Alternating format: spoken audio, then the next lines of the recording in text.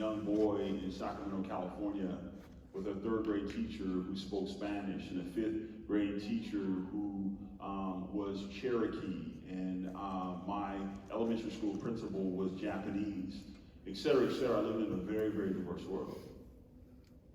But as life would have it, I moved to the Midwest, and I came to recognize that some of the things that I thought were historic, episodic, and geographic were not that. And so my family and I, we moved to an area moved to a house in the greater Grand Rapids area that was a school district that was largely white. And that didn't intimidate us because we were a part of a community that had become diverse over time and everything was fine. And again, my experience was episodic, historic, and geographic. And it wasn't until my daughters were going to kindergarten and going into the first grade that I recognized that this wasn't history, this wasn't an episode, this just wasn't geography. This was in my neighborhood, this is right now, this is a part of my life.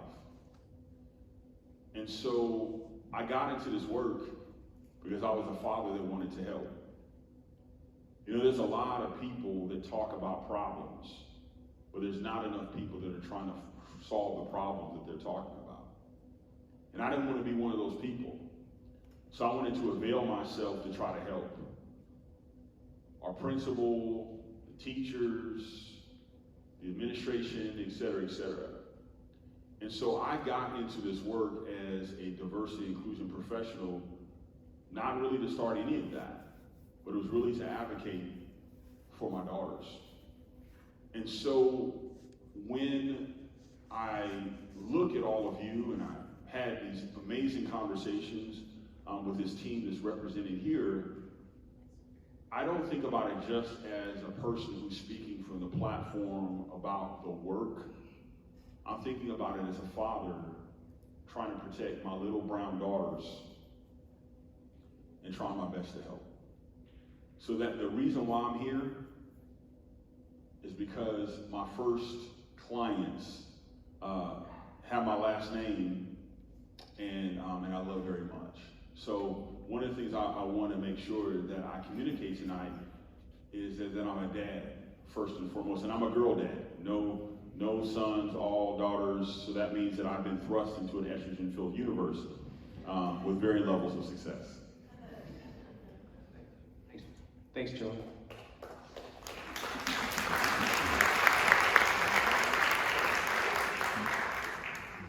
So, why are we here? Why am I here? What's my why? I want to tell you just a couple stories. About 15 months ago, right when the I would say the pandemic took its hold on our community, our world, we were in the midst of preparing our next strategic plan, which is a 3-year cycle that every district does differently. Hudsonville follows a similar model that some districts follow. Fruitport, Baldwin, Kent ISD, I think Rockford follows something similar. It's a similar 3-year process. Some do 5-year plans, some do 1-year strategic plans. Some involve their community and their stakeholders, others do not. They say, here's what we want to do, and we're doing it.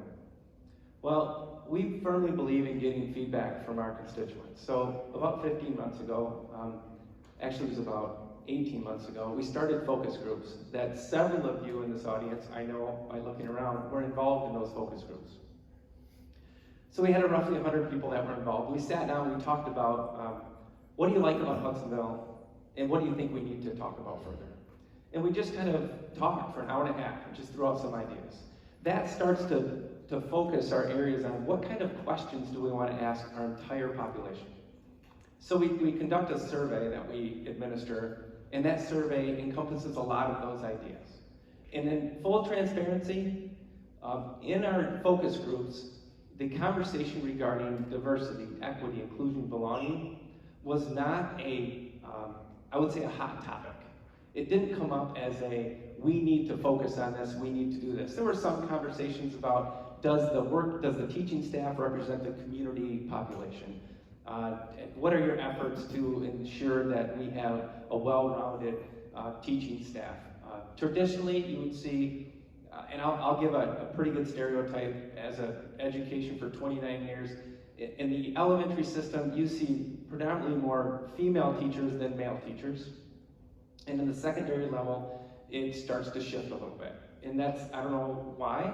I can have my own opinions, but that's my opinion. So the question is, do we need, are there enough male teachers at the elementary? Are they represented? And just some of those conversations. But a lot of conversations in our focus groups didn't come up regarding diversity, equity, inclusion, belonging. We then surveyed, and we had focus groups with our students and with some key stakeholders in the community and with our staff. We then submitted surveys to all of these constituents in the month of March. And I know you're thinking March of pandemic, but we got a lot more responses this year than we ever had before, maybe because people had more time. And I'm not making a mockery of what happened, but I'm just saying we got a lot more responses this year. In the survey responses, because we did not have specific questions regarding diversity, we had no concrete, I would say, data that says you should do this, you should not do this, do you feel strongly about this or not, yes or no. We did have some comments in the verbal sections that mentioned some of the things that I talked about, but we have a lot of responses. We did have more responses from our students and our staff regarding diversity, equity, inclusion, belonging, but we did from our community. So we take that information, and what happens is that over the summer, our administrative team breaks up into 5 different groups: human resources, special services, curriculum, finance, and co-curriculum. They break up into 5 groups, and we dive into data. We dive into things that we have experienced in the district over the course of time, feedback that we've received, maybe email conversations, informal conversations with parents, all the different facets. And we then make a list of goals that we think our district needs to think about. And when I'm talking a list, I'm talking 20 to 30 ideas that are out there, and they're all over the board. What we then do is we start to process where should our priorities be. And we collectively, as a team, talk about where we think we should put our focus. That doesn't mean you're doing anything. That means you're putting your energy into having conversations, having professional learning regarding some of these concepts. Some of them are ideas that will not come to fruition. Nothing will happen with them, but we still have professional conversations regarding them. We then take that and we narrow it down as a team. And then we look at what do we think we should talk about short-term, long-term, and ongoing. And I look at these as visions of where do we see Hudsonville in the future. And every single one of us has a different vision on where you see Hudsonville. Some of you will talk about where you see Hudsonville in a year, 6 months, or 6 weeks. Some will think, where do you see Hudsonville when your kids are in these seats? The distance and the length of the vision is always different. So we look at short-term goals, where the things we want to talk about sooner than later. Long-term goals, which could be 3, 5 years, maybe even longer. And then ongoing goals, which means we might talk about this forever. We might have, like they do in some parts of the world, 100-year strategic plans, which blows my mind. But they do. So those are the conversations that we had. In that work, one of our goals to discuss was diving deeper into diversity, equity, inclusion, and belonging. And when I say those 4 words, I want you to hear how we define those terms in just a few minutes, because everybody defines them differently. Some people look at DEIB as a noun that is causing issues. I want to talk about how we look at those 4 words and how it's going to impact every one of our students in every one of our schools. And I believe in a positive manner. So that's when that's how our strategic plan was built. Following that, I've had the opportunity to meet with several student groups. Some of them I had a chance to meet with before the pandemic when I first became superintendent here 3 years ago. Others we've met with since the group. And I'm going to tell you some stories that you probably won't believe, because I did not believe them until I heard them over and over again. I've had students, and I'm not going to encompass and say how many, because to me it's irrelevant. To me, 1 student is enough. When they're walking down the hallway and they're being called a racial slur, every single day. Now, I'm a person that's really into numbers. So when you say every day, my question is it every day or is it just a lot? Because there's a difference. And I think to some degree, if it happens more than once, that's still a lot. And for the student to say, I just don't feel welcome here, it hurts. It makes you feel, I tell you, I feel like I failed as a superintendent when one student does not feel safe in our buildings. And I'm not saying it's any of your kids or any of your kids' experiences, but I know some of our kids do and have, and they don't feel safe. And that is a concern to me. So that voice of those students, in my opinion, breaks my heart.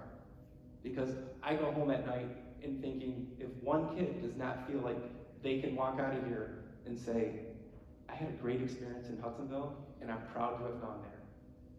That's not good. And I know we'll have kids that do not leave here and think, boy, I loved school, it was the best thing ever. We have seniors that graduated a couple weeks ago, they couldn't wait to get out the door. I understand that. But I want to make sure our kids feel safe. That's my why. And that's what brought us here tonight. So we had an opportunity to reach out and say, can we get somebody to help us have these professional conversations? Because it's hard for me. I live a mile away from where I grew up as a kid. So my experiences, I've gone all the way from about a half a mile from Jenison High School to about a mile from Jenison High School. Now I'm in Hudsonville, but my experiences are Western Michigan, Jenison, Hudsonville area my whole life. I've gone to church here, I've grown up here, I've gone to school here since I've been 4. That's really kind of scary that I'm that old. But anyway, so talking about who else can be involved in this conversation, we reached out to several people that we thought could help us through this conversation. And we had a great conversation with Julian. And I want to thank him for being open-minded, not trying to not tell us what to do, helping us listen to each other, more of a facilitator, right? Encouraging us to have conversations with each other, not being told what we need to do or need to lead, and definitely not what we need to do in our classrooms. So one thing I do want to share before I turn it over to Mrs. Thomas is I don't know how to use this. There's a lot of buttons on here, Mr. Matthews. The middle one.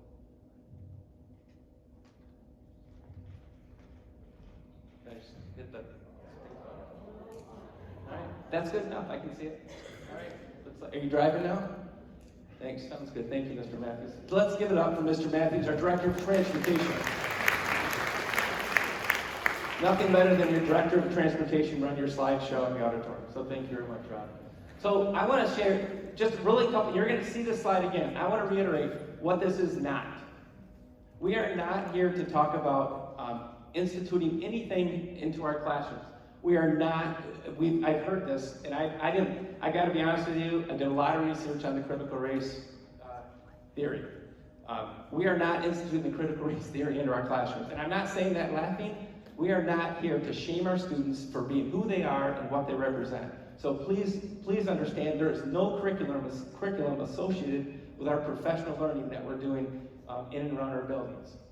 There is no curriculum with the DEIB that's being instituted in our classrooms. We are not shaming our students, as it says, for race, cultural background, religious values, sexual orientation. There are no lessons about sexual orientation or gender identity. We care about those kids. Those kids have a voice. They need to be seen, they need to be heard, they need to be cared for. But we're not about telling everybody else, you also need to think about, we're here to support all kids, but not to take away your ability to be a parent and spend time with your kids to instill your values as a family. That is not what we're intending to do at all. We're not here to promote the Black Lives Matter movement. We care about our Black and our brown and our African American students. They have a place, they have a voice, they need to be seen, they need to be heard. They definitely need to feel safe and a part of our system. We're not here to promote a movement. We're here to take care of all of our kids. We're not here to take away your ability to be a parent. On the flip side, we have a lot of parents that are not here tonight, and I want to make sure that their kids also have the care and compassion that somebody cares about them. Not that they're not here. I know there's obligations that not everybody could be here tonight, but we do have kids that their safe place is school. And when it comes to summer, and they go home for the summer, they do not have the same experiences that your kids might have during the summer. So, I want to reiterate that. I am going to turn it over now to Mrs. Thomas, and she's going to start with our definitions. Thanks. Okay, so I feel the need to be transparent and tell you that I feel like my heart is going to beat on my chest, so I'm hoping in the next couple of minutes the words that follow make a organized sequence and have some sort of meaning, and if not, one of my colleagues will save me. So let's try this out. We're going to talk about words and definitions, and the reason why we like to start here is because diversity, equity, inclusion, and belonging are words that we use in conversation, but to each of us, we attribute different meaning to these words, and we have different assumptions about what these words will mean in the realm of education. Margaret Atwood described that the Eskimos have 52 words for snow because it is so special to them. There ought to be as many for love. And I just thought that this quote perfectly captures the possibility that one word can have many different meanings and that one concept can have many different terms used to describe it. So let's start with diversity. So apologies, I'm going to go ahead and read this. To you, diversity refers to the traits that make individuals unique from one another, including but not limited to demographic and socioeconomic categories such as gender, race, ethnicity, age, income, education, religion, etc. Diversity speaks to the variation within a population. So many of us can associate with diversity that we even see within our own nuclear family unit.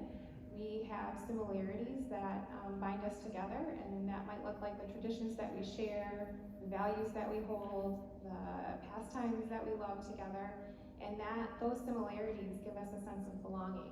At the same time, within the same family unit, we can also see differences, and we know that each of our children need different things from us. They each excel in different places, and they might need different time and resources to help them achieve their goals. And we see this same parallel in our school community, which we often think of as a school family. We think about the similarities that our student body has, and this really helps students feel a sense of belonging here at Hudsonville. We also know that in our student body, there's also many differences, and we want to draw attention to that diversity, not because we see a need to categorize students or to help try to fit them in boxes or try to rank order and make one group feel more special than the other. The reason why we pay attention to differences in our student body is because we want to celebrate those differences. And we know that those differences and that diversity that we see in our student body makes us stronger. And that we want to make sure that we elevate that and that we find the value in that diversity. All that to say, our next term is equity. So I'll turn it over to Mrs. Taylor. Equity refers to ensuring fair treatment, equality of opportunity, and fairness in access to resources for all. Quite frankly, we've talked about equity in education for decades.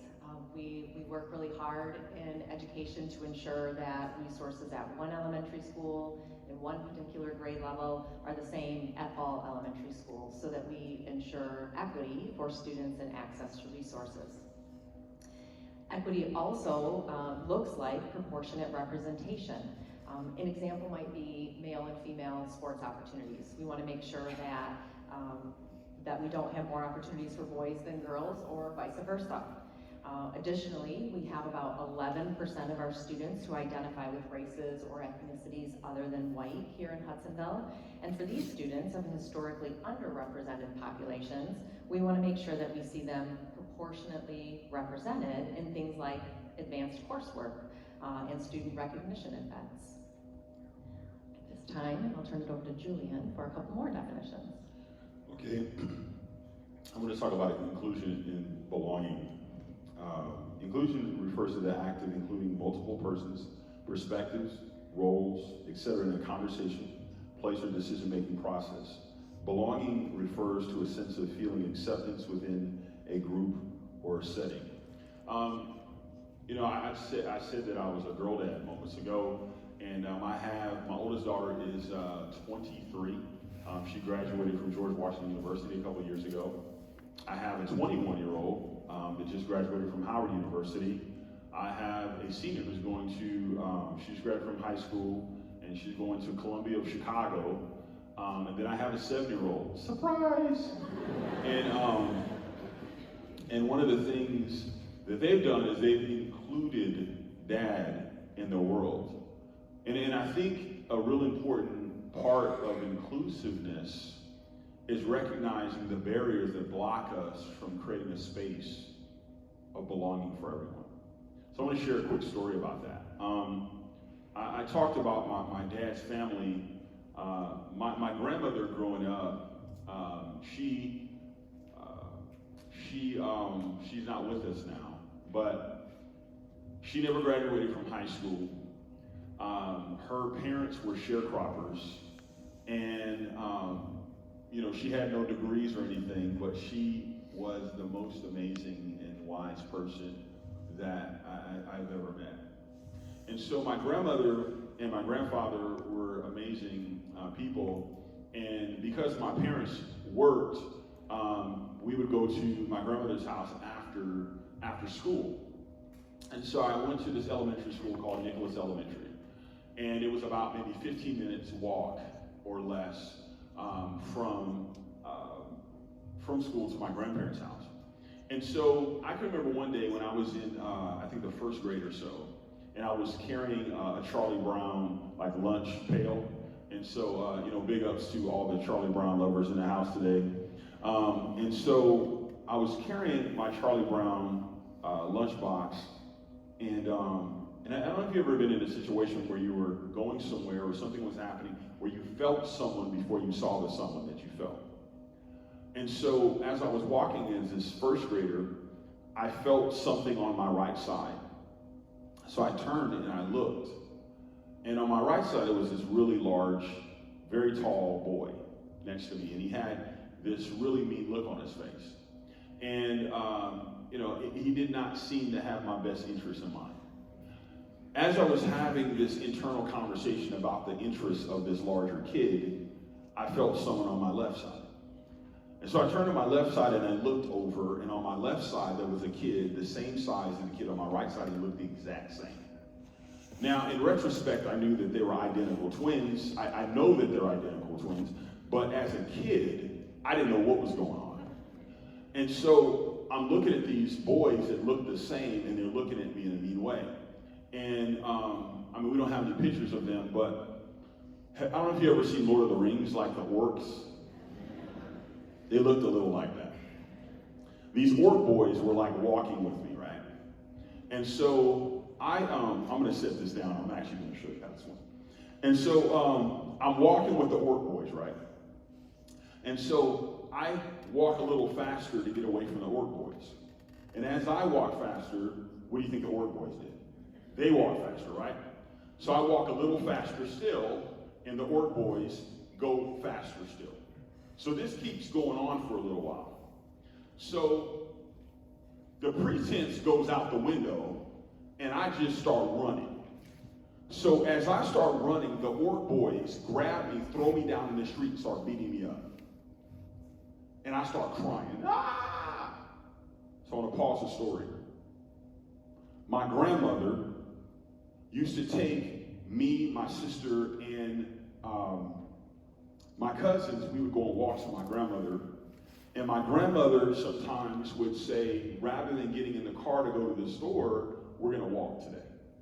And when my grandmother used to walk with us, she would have this stick with her. It was more like a staff. I don't know if you guys, Charlton Heston, Moses, let my people go type staff, all right? And so she would walk with this staff with us. And we would ask my grandmother, why do you take this with us? And she would say, I have this stick with us because if a dog or somebody comes, we're going to be ready for them, okay? Back to the story. So, as the orc boys are beating me up, My grandmother is watering her rose bushes in the front lawn. She had a garden in the back, rose bushes in the front. She's watering them. As she's watering them, she hears me cry out. Now, for those of us that are parents in the room or grandparents in the room, you know the cry of your kid, right? And you've been in a situation where there's been some kids crying. Maybe you've been in the front room talking to some friends or family, and somebody starts crying, and you go, oh no, that's not my kid. You keep talking, right? So I cry out, and my grandmother recognized my cry. And see, even if we know our kids cry, we also know the tone of the cry means certain different things. It can mean I'm annoyed, I'm being a brat, I want more ice cream. But then there's a cry that when you hear it, it moves your body because you know your child is in trouble. And that was the cry that I had. And so my grandmother, she threw down the hose. She ran over to the backyard and reached over the fence and pulled out the Charlton Heston Moses, let my people go staff, and started running down the street. And those orc boys did not know what hit them when my grandmother came through. Why do I share that story? My grandmother came running because she heard me cry out. Years ago, when my oldest daughters were in school, they were crying out. We were crying out as a family, but nobody was coming to help. As we're having this conversation today about diversity, equity, inclusion, belonging, we have to recognize that beyond all the definitions that we're talking about tonight, this is really about people. This is really about students. This is really about family. And I think that is important for us as people that are part of this larger community of humanity, that when somebody is hurting or suffering, that we not only hear their cry, but we respond to their cry if they're in need. And so as we're discussing these things, we want to create space for all, create space for belonging for all, as well as remove the obstacles and some of the orc bullies or what have you that are blocking us from fulfilling that important mission. I'm going to turn it back over to Amy. So why diversity, equity, belonging, and inclusion and belonging at Hudsonville Public Schools? We're here for all students. You heard Dr. VanderJagt share some stories about students. You just heard Mr. Newman share the idea of when students are crying out for help, it's our job to respond. We're here for all students. We're committed to providing the challenging academic rigor that you have all become accustomed to. That's not going away, that's staying. We are also, though, working to enhance the areas of diversity, equity, inclusion, and belonging for all kids. It's our job to respond and continue to enhance the areas of listening to our students and being the ones who are champions for them during this really tough time for some. As educators, you can go on to the next slide. Thank you, Mr. Matthews. As educators, everything that we say and do in our classrooms and school buildings impacts student learning. Creating safe spaces for students to learn is at the heart of what we believe our job is. And I would say that that's not even different than when I was in the classroom a few years ago. And the teachers or administrators who are in the building or in the room, or teachers who are from different districts, that's the nature of our work always and forever. That's why we became educators, because that is our job, and we understand that everything we say and do either opens the brain for learning or closes the brain for learning. So as educators, our first step is really believing that we want to respond and not ignore what is happening. Our work and what it will be is really around professional learning and creating those safe spaces. So the professional learning is about having dialogue together and figuring out what this looks like and sounds like to enhance what we're already trying to do in creating safe spaces for our students. I will ask Julian to dive a little deeper into some of the professional learning that staff will engage in next year. As you saw at the beginning, Dr. VanderJagt went over the items about what it is not, and this is just what it is at this moment. Thank you. So, a couple things I want to focus on here. The first one is implicit bias. And implicit bias are the things that are unthinking that we do automatically. Now, we all are biased. Not all of it is bad. I'm biased. I have an iPhone, okay? I think Mac is better than Android, okay? Now, some of you probably disagree with that. You'd be wrong.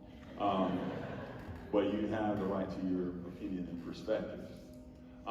So we all have biases, right? They're not all bad, but they are often automatic. They are connected to the messages that we received, whether it be people that we're in relationships with, friends or family. It can come through messages that we see in digitized communication. There's lots of different messages that we receive that form a worldview. And that worldview can say that these people are like that. Now, we don't necessarily even consciously recognize that we're making assessments about people and providing value to some more than others. Again, it's unthinking, it's implicit. Now, we're talking about those things because one of the things about bias, especially negative bias, is the more that we deny it, the more that it grows. The more that we acknowledge our blindness, the more that it shrinks. So when I acknowledge and say the fact that, you know what, I am biased, and you know what, my family told me this about those people, or my neighborhood told me this about those people, or you know what, I have not had any experience with people from that side of the tracks or that experience, so I really don't know. My experience happened because I was watching a television show, or I was in a movie, or what have you. So a lot of my belief and my bias is based on fiction rather than fact. I think it's important for us to lean into the truth and the reality that each and every one of us have our own biases. And they're not all bad, but they're not all good. And it takes a certain amount of bravery and boldness to be able to lean in and say, you know what? I don't see everything, I don't know everything, I don't understand everything, and I need to grow. So we're talking about that. Another thing we're talking about is cultural bandwidth. You probably never heard that phrase before. But for those of us in the room that can remember early internet, you probably remember that it was pretty limited. You could talk on the phone, you could check your email, or you could surf the pixelated web, okay?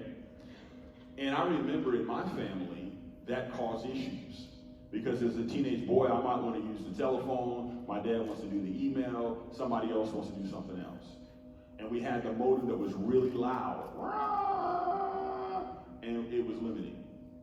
But now, we can watch videos, we can talk on the phone, we can tweet, we can post, we can argue with strangers on the internet. We can do all these things at the very same time. The question is why? Well, the reason why we can is because the bandwidth is increased. With a larger bandwidth, we have more options that are available to us. Now, each and every one of us in this room has a personal, individual, cultural bandwidth. Now, moving it from technology to human relationships, we all, the larger our bandwidth, have the ability to navigate a difference at a higher level. Now, in order for us to do that, we can't just think about this theoretically. I think it's important for us to recognize that learning is a part of this journey, and we are exploring that. But we can't just learn stuff. We have to live what we learned. And when we live what we've learned, we can lead at a higher level. See, I was having a conversation with some organization about a year and a half, 2 years ago, and we were talking about cultural bandwidth. And we were discussing their factory and how they were having more women workers than ever before. And we talked about how they were going to navigate, how they were going to integrate, how they were going to connect and build community and move to the higher level of understanding. And I said, how are you doing that? And they said, oh, these ladies are going to be just fine when they become one of the guys. Now, the person who said that didn't recognize that that declaration was communicating something about bandwidth that they didn't fully understand. Their organization was basically saying that we can't navigate difference unless that difference becomes not different. So when we talk about expanding the cultural bandwidth individually, collectively, as leaders and influencers, we want to be able to navigate difference. We want to be able to navigate the different experiences or stories of different backgrounds or different histories. And when it comes to our students and the families that they represent. The next thing we've been talking about is inequity in the context of privilege. Now, privilege is one of those words that when you put white in front of it, people get upset. And I would submit to you that anybody that gets upset about the term white privilege does not understand it. Let me explain what I mean. You got up this morning and some of you washed your hair. I hope all of you brushed your teeth. You took a shower. You did all the stuff you did. You had your coffee. And you didn't think not one thing about it. It wasn't unusual. It wasn't strange. It wasn't anything. It was just your morning. It was just your day. But for those of us in the room that have been to third world countries, and I've been to a few, you recognize that that's not the experience of everyone. You recognize that there are some places in the world that don't have clean water. They don't get up and experience all the opportunities that you and I experience on a regular basis. Some of them have to go to different villages. They have to boil their water. They have to carry their water from some place to another place in order for it to be clean. The inconvenience of that is not anything that we think about. But not one of us earned it. Before now, you probably didn't recognize that you were water privileged. You didn't earn it. You didn't demand it. You just inherited it. Because of the zip code in which you exist within. That doesn't make you a bad person. It doesn't make me a bad person. It just makes us people that are experiencing this access that we didn't even recognize that we had. There's a quote that I love that says, privilege is invisible to those that possess it. And when I got it, I don't see it. I think it's normal. A few years ago, when I was traveling from a third world country, I was with a group of guys, and we were on a service trip. And when we were getting ready to come back to the States, I recognized that my plane ticket was different than the other people's plane tickets. And it was one of those things where I was a little embarrassed that mine was different, and I thought that perhaps I did something wrong. But I didn't have anything wrong with my ticket. Something was very right about my ticket. I got upgraded to first class. It was the first time I'd ever traveled first class. So here I was with a group of guys that we had been working on a service trip in a third world country, and I got upgraded to first class, and they were in coach. And it was amazing the experience that I was having. I was having quiche. I was having deli lunch. I was having an Italian ristorante in the air where they were having peanuts and they were having those nasty cookies that nobody should eat. I forget what they call them. There you go. You got it. There. Wow. Wow. Mr. Superintendent, I don't know what we're going to do now. I didn't know that somebody actually liked the cookies. Wow. I'm stunned, and I don't know what to do with myself. But I'll try my best to continue. So, I was having this amazing experience. And they were having a very different experience. They were cramped, they were tired. I was in a lazy boy type circumstance, kicked back, and by the time we got home to California, I was like, can we go some more? We were coming from the same place, doing the same work, but my ticket made it possible for me to be on one side of the curtain and them on another side. I didn't do anything. My name was just on the ticket. How does it relate to us right now in Hudsonville? How does it relate to right now in the United States? Well, there's a history that goes back centuries where our founding fathers created a reality that was built on a contradiction. And on one hand, we're talking about liberty and freedom. On the other hand, we are denying the liberty and freedom of the African, and we are taking the land of the indigenous. And the legacy of that injustice has been long-reaching. Thankfully, in the 1960s, we've seen some change.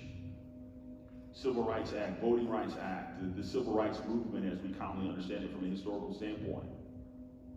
We're all living in the aftermath of those stories. Not anybody in this room created that framework, but all of us live impacted by it. And as a result of that framework, some were advantaged as a result of the melanin or lack of melanin in their skin, and others because of it were disadvantaged. And the legacy of that goes on. If you're a white person in this room, recognize that being white doesn't make you a bad person, or being a person that received a ticket that you didn't know that you had doesn't make you bad. See, I believe that we need to be in a space and a place where we stop trying to deny the privilege of what we have and look for an opportunity to invest and to empower other people. If I can just take 1 minute, I want to talk to you about a film that I saw years ago called Schindler's List, which I believe is one of the greatest films that have ever been made. And for those of you who are not familiar with it, it tells the story of a German man by the name of Oskar Schindler. And he helped Jewish people live. But he was a privileged man. He was a Nazi, actually. And he had access and opportunity as a result of him being German. But he began a friendship with a man named Stern, who was a Jew. And Stern did not have the access and privilege that Oskar Schindler had, but he had perspective that Oskar Schindler did not have. And the perspective of this marginalized Jew combined with the privilege and access of this German Nazi created a framework and opportunity for the Schindler Jews, as they've been called. And the descendants of the Schindler Jews are with us now in the world.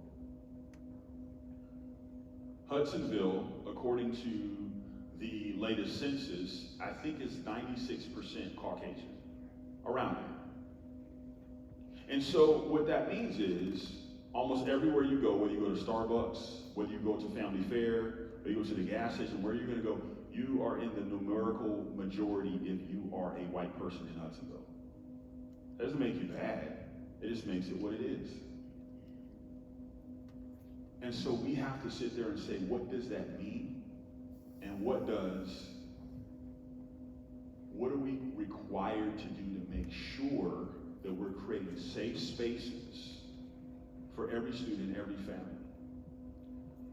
And so we have talked about bias. We've talked about cultural bandwidth. We've talked about privilege, not to indict, but to empower, and to create a framework to solve some of the polarization that we have in our world right now, and to not only navigate it effectively, but to navigate it in a way that strengthens and empowers each and every one of us.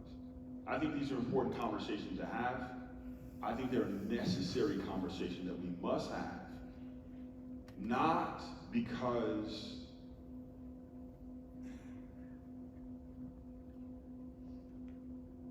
there are families in your district that were just like ours, hurting, trying, nobody was there to help. I feel privileged and honored to partner with all of you because you're doing something different and will ultimately have a different legacy, the one that my family experienced years ago. Andy, back to you. Sorry.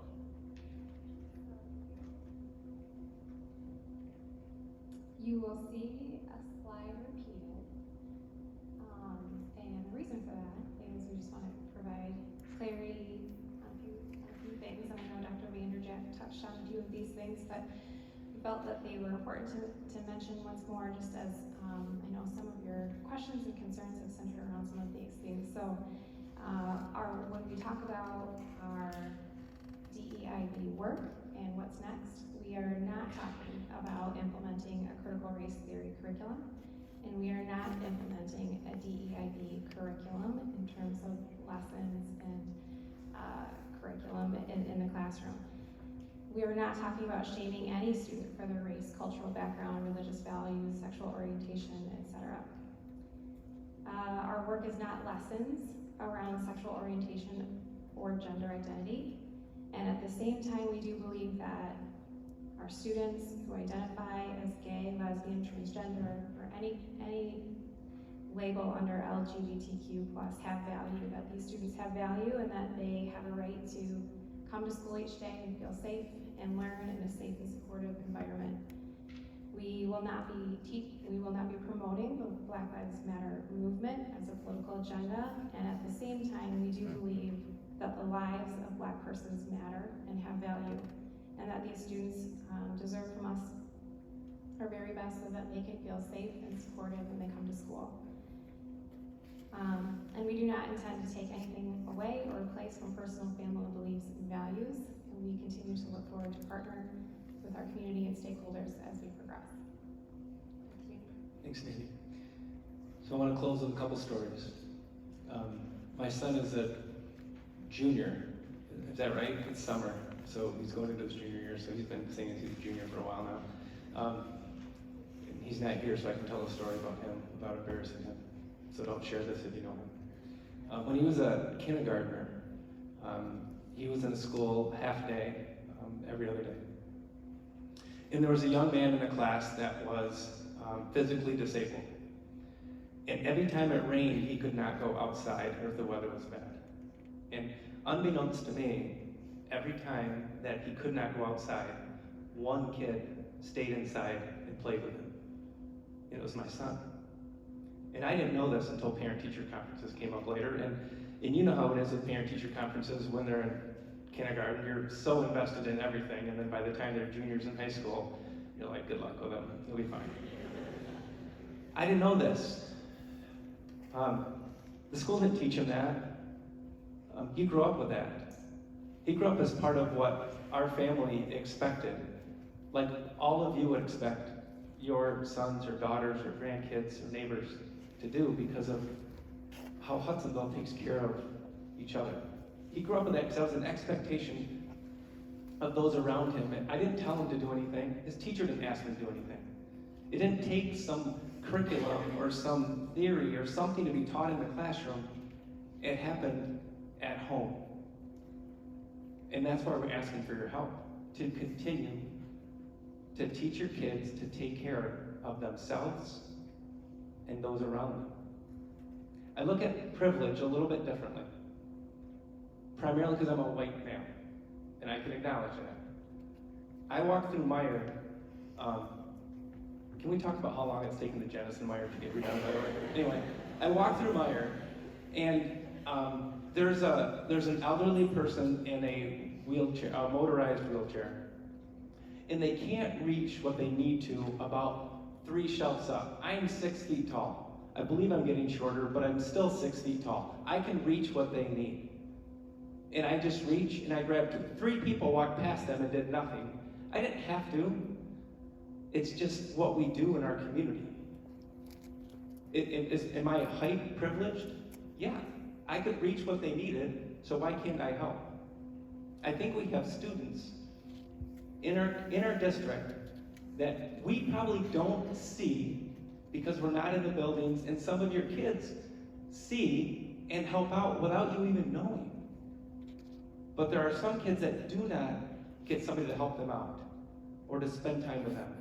They feel lost, they feel alone, and to some degree, school is not that safe place that everybody deserves to be in. That's why we're asking for your help. It's been a long 15 months. Most of you have been removed from school buildings because of decisions that we made regarding people in the building. I'm not going to go through the last 15 months of my life. If you knew me 15 months ago, my hair was not this gray. I want to believe I had more of it, and I've gained a few pounds. That's a whole other issue.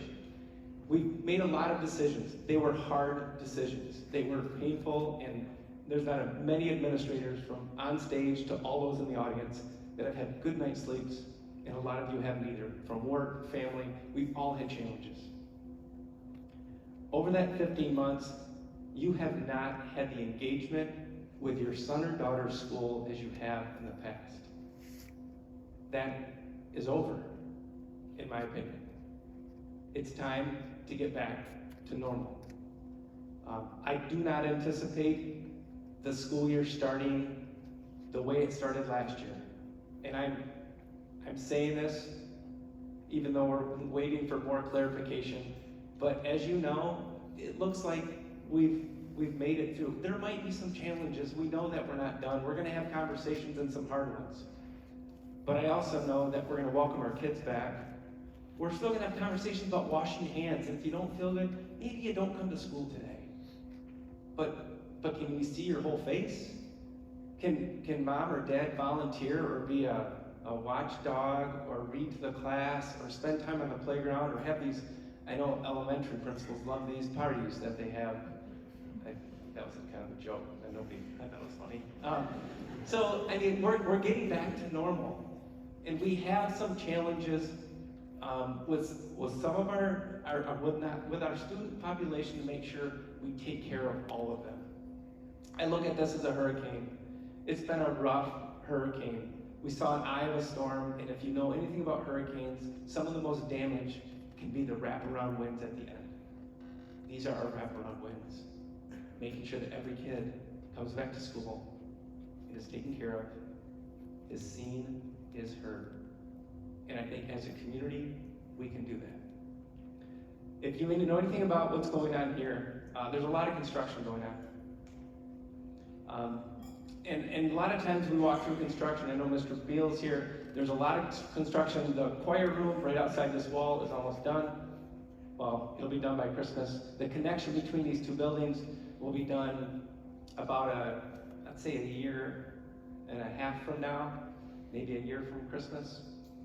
If you've seen anything on their side, the high school, the field house there's a lot of dirt that's been moved. That's about 2 years. That'll be done a little under 2 years from now.